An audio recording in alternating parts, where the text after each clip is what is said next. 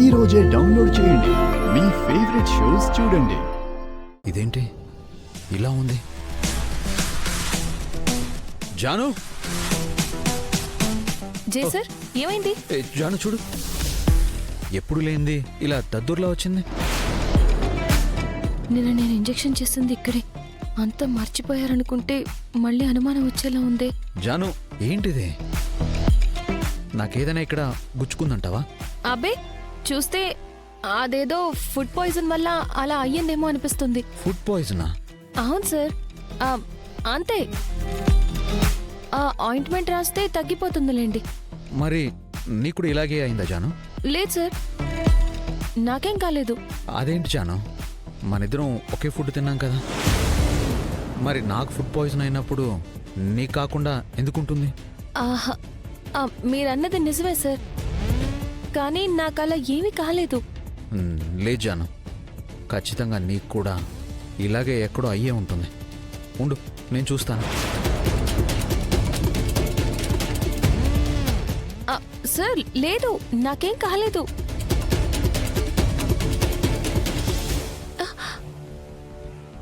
అయ్యో సార్, నాకు నిజంగా ఏం కాలేదు సార్. సార్ ఏం జాను, కాలేదు. చూడు, నువ్వు ఆగు జాను.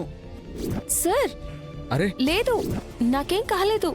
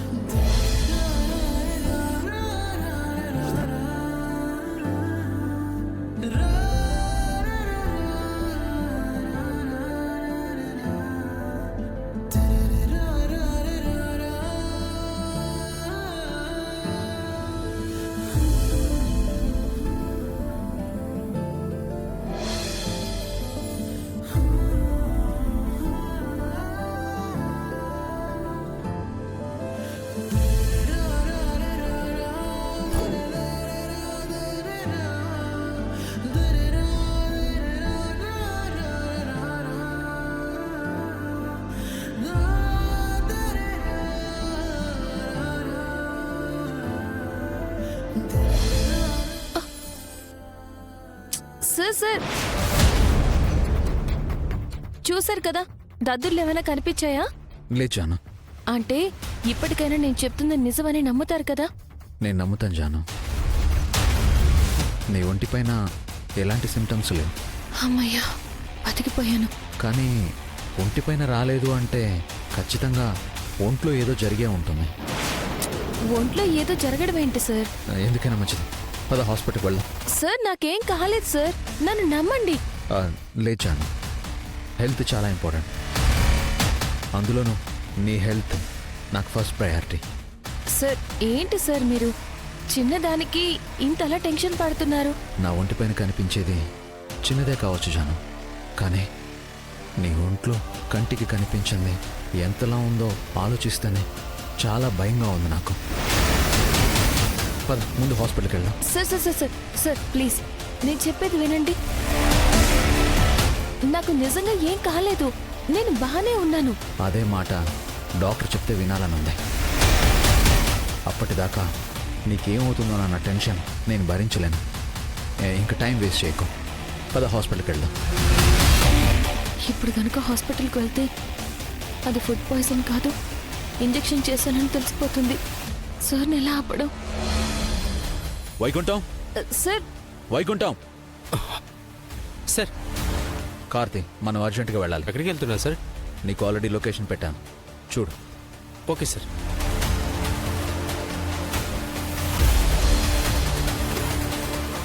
ఎక్కువ దేవుడా, ఇంకా ఇంజెక్షన్ విషయం బయటపడకుండా నువ్వే నన్ను కాపాడాలి. జాను, ఎక్కువ.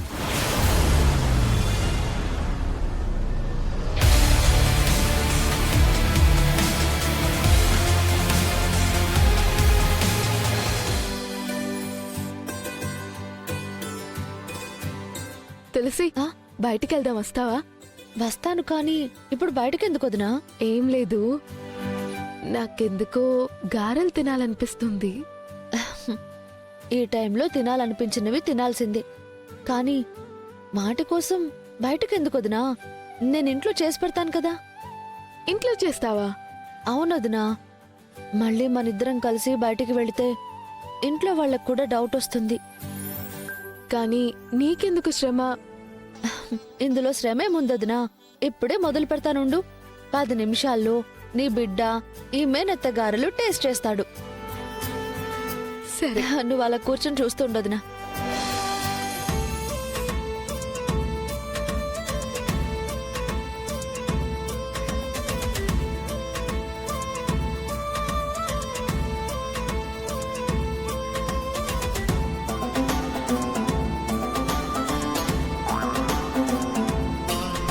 తులసి, ఏంటి తులసి ఇది? నువ్వు పిండి రుబ్బుతున్నావు ఏంటి? మరి గారెలు వేయాలంటే పిండి రుబ్బాలి కదా. సరే, నిన్ను ఇలా చూస్తే అమ్మ ఊరుకోదు కానీ నువ్వులే నేను రుబ్బుతాను. ఆగండి, మరేం పర్లేదులే, నేను రుబ్బుకుంటాను. అర్థం చేసుకోవేంటి తులసి? నువ్వు ఇలా కష్టపడుతుంటే నేను కూడా చూడలేను కదా. ముందు నువ్వులే. అరే, 2 నిమిషాలు పప్పు మొత్తం పిండి పిండి అయిపోతుంది. మళ్ళీ నీకే ఇచ్చేస్తా. మీ పనులు మీరు చేసుకోండి, నన్ను నా పని చేసుకోనివ్వండి. నిన్నిలాగా ఆగు చెప్తాను. అమ్మా,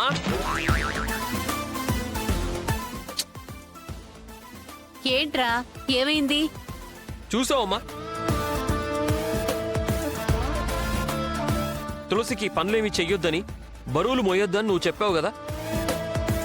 అయినా కూడా నీ మాట పెడచెవును పెట్టేసి చూడు పిండి రుబ్బుతోంది. ఓ,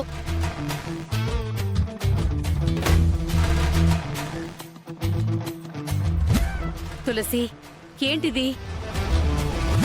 గారెలు తినాలనిపించింది అత్తయ్య, అందుకే. ఈ టైంలో నువ్వు ఏ పనులు చేయకూడదని చెప్పాను కదా నీకు. ముందులే అక్కడి నుంచి. ఎవరొక రూపి గారెలు చేసి పెడతారులే. ఎవరో ఒకరెందుకమ్మా, నేను ఖాళీగానే ఉన్నాను కదా. తను తల్లిగా బిడ్డని మోస్తుంటే తండ్రిగా నేను కనీసం ఆ పిండిని కూడా రుబ్బలేనా? తులసి, నువ్వులే లే.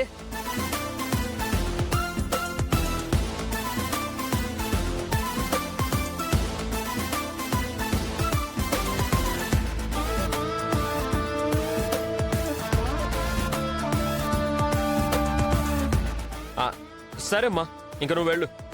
అవసరం అయితే మళ్ళీ పిలుస్తాలే. సరే.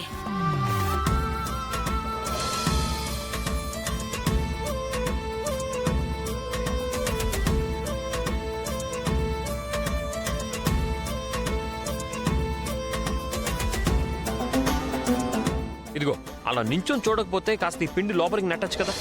ఆ, రా.